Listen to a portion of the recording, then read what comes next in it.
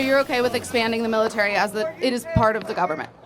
No, actually. By the way, one of the reasons that we're here is because Kamala Harris is a warmonger who wants to send hundreds of billions of dollars to Ukraine while our own border remains wide open, and 320,000 kids are missing in sex trafficking because of your preferred candidate, Kamala Harris. Are you worried about those 320,000 missing kids? Of course I'm worried about children. However, I don't believe that the vice president is responsible for that. She's in charge of the border. She took credit for the border. She's the border czar. Joe Biden said this is who's in. She was said, I am in charge of the border. How has she done at doing that, by the way?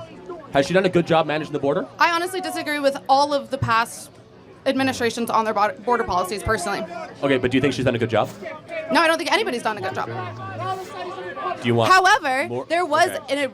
an incredible, very strict border bill that went into the Senate and was voted down because Donald Trump himself wanted it to be a voting issue. It's BS. And you No, know it. people. There's literally quotes. There's literally quotes let me of ask people you saying about it. So I don't want to spend too much time on this, but let me ask you: how many people would have been allowed to cross the border every day in the bill? Tell me.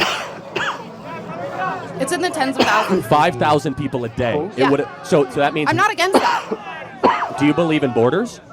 I do believe in borders, but I'm not against limiting by a random number. That's a random number. So we need to pay attention to the context in which people are crossing the border, why they're doing context. that. Context is important. So when someone robs a bank, if they're hungry, that's okay? Say it again. If someone is poor, should they be able to break into America?